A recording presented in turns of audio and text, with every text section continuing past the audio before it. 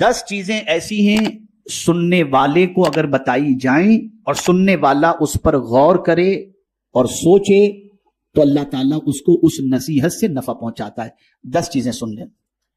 لوگوں کو اللہ کی نعمتیں یاد دلائیے تاکہ وہ اللہ عز و جل کا شکر کریں. کس نے دی زمین؟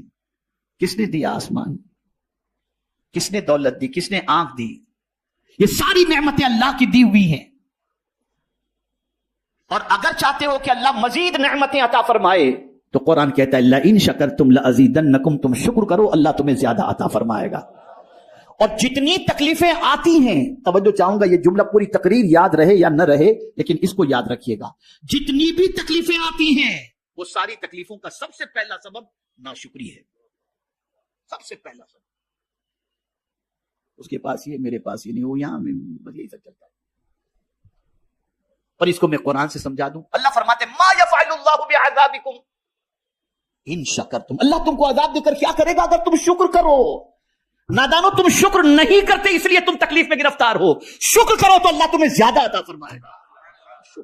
نعمتوں کو یاد کرو. یہ ہوا بغیر پیسے کے مل رہی ہے، آکسیجن بغیر پانی مل رہا ہے، یہ نعمتیں کون دینے والا؟ اللہ دینے والا. اب اس کی نہ سنے تو کس کی سنے؟ یہاں علماء تشریف فرما ہے، طلباء تشریف فرما. ایک بہت حکمت کی بات بتاؤں، اللہ عز و جل نے جبرن کسی کو نہیں کہا کہ مجھے مانو. توجہ چاہوں، جبرن نہیں کہا کہ مجھے اللہ مانو. اللہ نے عقل عطا فرمائی. انسان کے پاس تو عقل ہے نا، جانور کے پاس نہیں، انسان کے پاس تو عقل ہے. اللہ نے عقل دے دی، عقل دے دی. کافروں کو بھی اللہ نے نہیں فرمایا کہ جبرن مجھے خدا مانو. اس نے جبرن نہیں فرمایا، اس کو روزی دے رہا ہے، پانی دے رہا ہے. سورج نکلتا ہے تو تھوڑی مسلمانوں پر نکلتا ہے، سب پر نکلتا ہے کہ نہیں نکلتا؟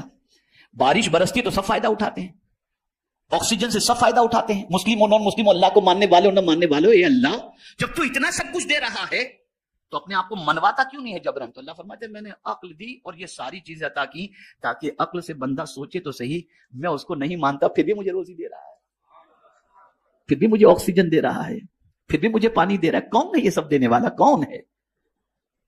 اب جب وہ عقل کا استعمال کرے گا تو پھر اس کا وجدان کہے گا کوئی تو ہے جو مجھے دے رہا ہے، وہی دینے والی ذات کا نام اللہ ہے. اللہ ہے. تو جبرن اللہ نے نہیں منوایا، نعمتیں دی. دیکھو ان نعمتوں کو، کون ہے یہ نعمتیں دینے والا؟ کون ہے ہوائیں چلانے والا؟ کون ہے سورج کو پیدا کرنے والا؟ تلاش کرو. جب تم دیکھو گے تو تمہیں وہی ذات نظر آئے گی جسے ہم اللہ عز و جل کہتے ہیں. تو اللہ کی نعمتوں کا شکر ادا کرو.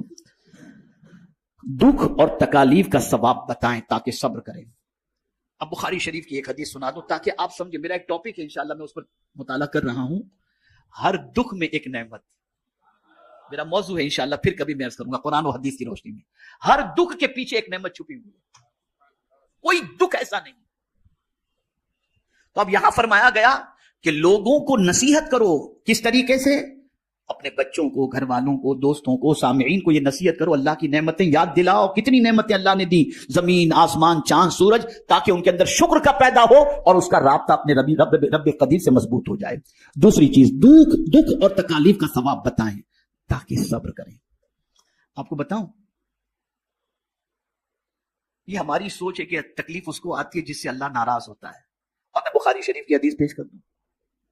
یہ حدیث تو آج تک آپ نے سنی ہوگی کہ من یرید اللہ خیرا یفقہہ فی الدین، اللہ جس بندے سے بھلائی کا ارادہ فرماتا ہے اسے دین کی سوجھ بوجھ عطا کر دیتا ہے.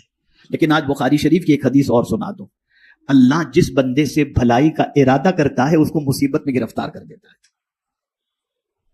من یرید اللہ بہ خیرا یصب منہ اور یصب منہ یصب منہ. اللہ جس بندے کا، کما قال، اللہ جس بندے سے بھلائی کا ارادہ فرماتا ہے اس کو مصیبتوں میں گرفتار کر دیتا ہے. اس لیے کہ مصیبت پر صبر کرنے کا جو اجر ہے وہ کسی عمل کا اجر ہے ہی نہیں. اور صبر کرنے والے کو انسان سلام کرے یا نہ کرے، فرشتے قیامت کے دن سلام کریں گے اور کہیں گے سلام علیکم بما صبرتم فنعم عقبی الدار. تو دکھ میں انسان مایوس ہو جاتا ہے، اسے بتاؤ کہ دکھ اور تکلیف میں صبر کرنے پر اللہ نے کتنا اجر رکھا ہے. تیسری چیز، گناہوں کی سزا اور عذاب سنائیں تاکہ گناہوں سے باز آ جائیں اور ان سے توبہ کریں. وہ لوگ جو گناہوں میں ڈوبے ہوئے ہیں ان کو بتاؤ کہ گناہوں کا عذاب کیا ہے اور گناہوں کی وجہ سے اللہ عز و جل کیا سزا عطا فرمانے والا ہے تاکہ بندہ اس سے بچنے کی کوشش کرے. اسی طریقے سے ہمارا سب سے بڑا دشمن کون ہے؟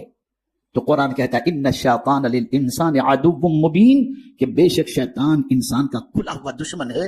اب اس کے مکر و فریب، اس کی چال، اس کی عیاری، اس کی مکاری یہ بتاؤ تاکہ لوگ اس کے مکر سے بچیں. تو فرمایا گیا شیطان کے مکر و فریب بتائیں تاکہ اس سے ڈر کر کے بچ جائیں. میرے پیارے آقا صلی اللہ علیہ وسلم کے پیارے دیوانوں، اسی طریقے سے انسان کا دل سخت ہونے کی ایک سب سے بڑی وجہ یہ بتائی گئی دنیا کی محبت.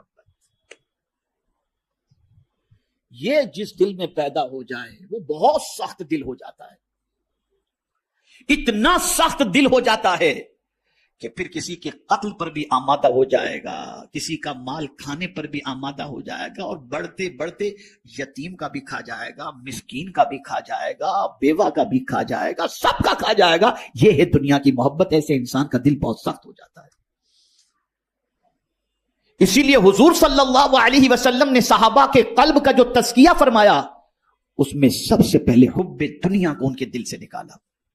تو فرمایا گیا دنیا کی بے ثباتی اور بے وفائی سمجھائیں تاکہ اس میں دل نہ لگائیں لوگ. بتاؤ یہ دنیا ختم ہونے والی ہے، دنیا پرماننٹ رہنے والی ہے، دنیا پرماننٹ رہنے والی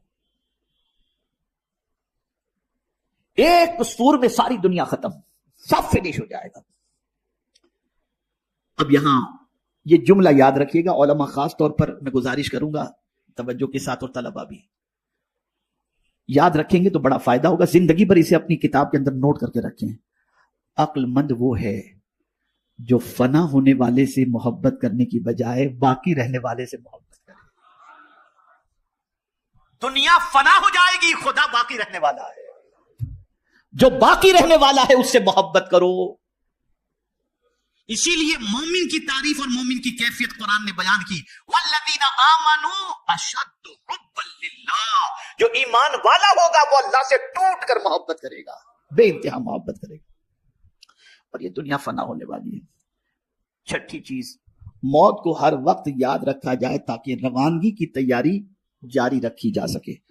میں آپ کو یہاں پر بتاؤں، ابھی ایک پروگرام میں ہم گئے تھے، ایک ساتھی نے کہا حضرت آپ کا وقت اتنے بجے کا ہے، ٹریفک بہت زیادہ ہے، ہم تھوڑے تاخیر سے پہنچیں گے، لیٹ ہو جائیں گے. تو مجھے ایک آیت یاد آ گئی. اللہ کا شکر ہے بسا اوقات کوئی نہ کوئی آیت یاد آ جاتی ہے. تو میں نے ان سے کہا، میں نے کہا بھائی میں تو دنیا کے بارے میں تھوڑا سا سوچا تو ٹائم پر تو مجھے کوئی چیز نظر نہیں آئی، چاہے وہ فلائٹ ہو، چاہے ٹرین ہو، چاہے آدمی ہو، تھوڑا بہت تو پلس مائنس ہو جاتا ہے. میں نے جب قرآن پر غور کیا تو ایک ہی چیز مجھے ٹائم پر ملی. قاری صاحب، ایک ہی چیز مجھے ٹائم پر نظر آئی جو 1 منٹ پہلے بھی نہیں، 1 منٹ بعد بھی نہیں. اذا جاء اجلهم لا يستأخرون ساعة ولا يستقدمون. جب موت آتی ہے تو نہ 1 منٹ پہلے نہ 1 منٹ بعد میں، جب اس کا وقت مقرر ہے تب وہ آ جاتی ہے. تو ٹائم پر ایک ہی چیز ہے، باقی کوئی چیز ٹائم پر نہیں.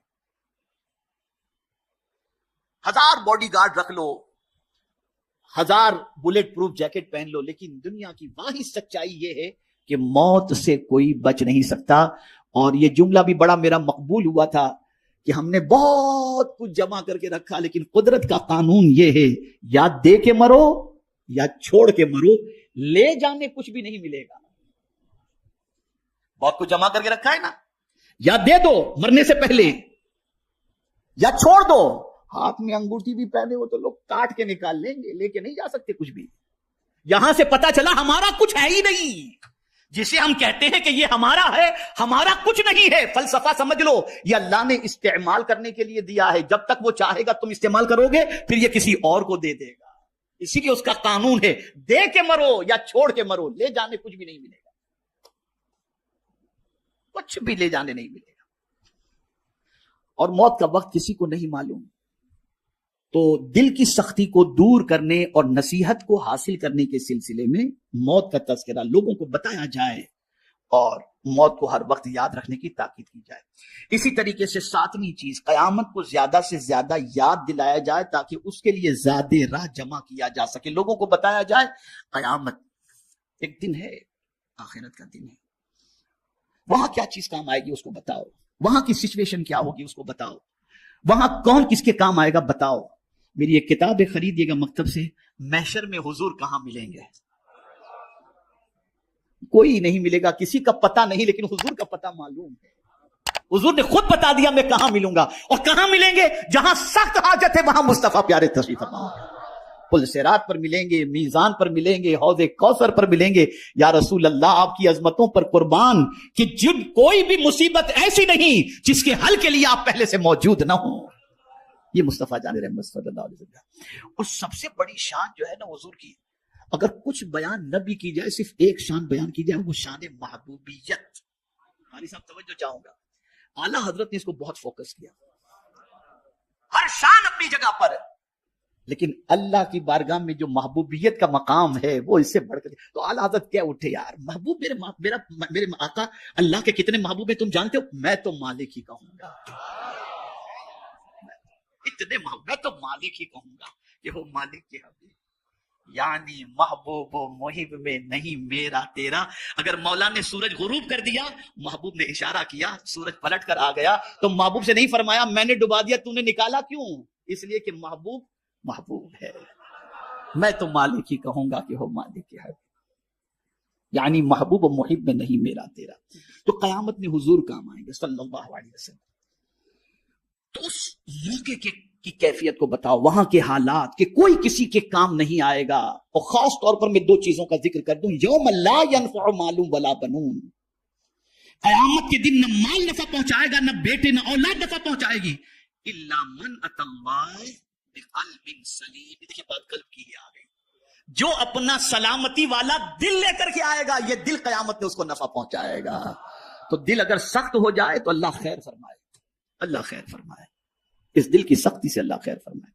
آٹھویں چیز، دوزخ کے عذاب کے حالات بتائے جائیں تاکہ ان سے بچ سکیں۔ اب پہلے ہی میں نے عرض کر دیا فویل للقاسیۃ قلوبہم، ویل، یہ ویل کیا ہے؟ خرابی کے معنی بھی، اور ایک اعتبار سے ویل جہنم کی اس وادی کا نام ہے جس سے جہنم بھی دن میں 70 مرتبہ پناہ مانگتا ہے۔ تو جس کا دل سخت ہو جائے، جس کے دل پر اللہ اور اس کے رسول کی باتوں کا اثر نہ ہو، اسے ڈرنا چاہیے اپنے ٹھکانے کے بارے میں۔ 9ویں چیز، بہشت کی نعمتیں سنائی جائیں تاکہ انہیں رغبت ہو۔ جنت کی بہاروں کے بارے میں بتایا جائے، کیا کیا جنت، شرابن طہورا۔ سب سے بڑی چیز تو یہ کہ یہاں تو یار کہیں بیٹھو تو کوئی اچھی بات، کوئی اس نے آپ کے بارے میں یہ کہا، فلاں نے یہ کہا، tension tension tension tension tension. جنت ایسی جگہ ہے وہاں کوئی ٹینشن نام کی چیز ہے ہی نہیں، کوئی ٹینشن کی بات نہیں۔ آدمی چاہتا ہے کہ دنیا میں میری تمنا پوری ہو، توجہ چاہوں گا اس جملے پر، آدمی چاہتا ہے دنیا میں میری تمنا پوری ہو، اللہ فرماتے تو دنیا میں جو چاہتا ہوں وہ تو کر، جنت میں تو جو چاہے گا میں وہ کروں گا۔ تو ہماری تمنا پوری ہونے کی جگہ دنیا نہیں جنت ہے۔